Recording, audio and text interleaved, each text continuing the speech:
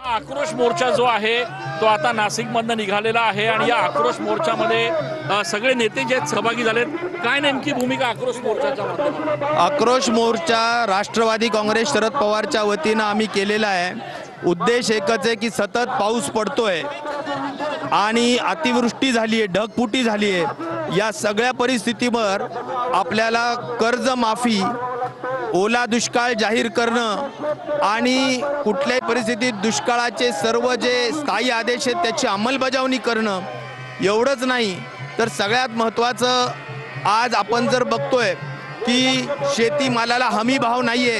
कापूस म्हटलं गेलं होतं 10,000 रुपयाला आम्ही 1 क्विंटल कापूस घेऊ, पण तसं झालं नाही। तुरीचा भाव नाही।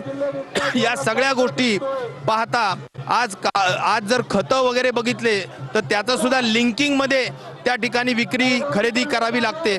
या सगळ्या प्रश्नांवर वाचा फोडण्यासाठी, सरकारचं लक्ष वेधण्यासाठी हा आक्रोश मोर्चा आलेला आहे। या पवार साहेब स्वतः आहेत, सुप्रियाताई आहेत, जयंत पाटील आहेत, आम्ही सगळे लोक आहेत आणि आम्ही आवाज बुलंद करतो तर आलंय, परंतु सरकारच्या माध्यमातून सुलतानी संकट सुद्धा आलेलं आहे आणि याला खऱ्या अर्थाने एवढंच या निमित्ताचं आमचं मत आहे। एकूणच मोठी संख्या आहे ग्रामीण भागातून आलेल्या लोकांची, शेतकरी मोठ्या संख्येने आलेले आहेत। संपूर्ण महाराष्ट्र हा मोर्चा बघतोय, काय सांग?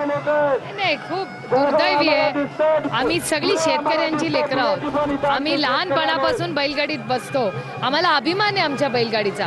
पण यावेळी या आक्रोश मोर्चात ज्या पद्धतीने शेतकऱ्यांच्या आत्महत्या होत आहेत या राज्यात, आमची मागणी आहे की सरसकट कर्जमाफी, जो शब्द माननीय मुख्यमंत्र्यांनी दिला होता की सत्तेत आल्यावर सरसकट कर्जमाफी करू, आणि तिथीच एक लाईन आहे, ते काय म्हणाले की योग्य वेळ, त्यांची काय लाईन आहे, यही समय है सही समय।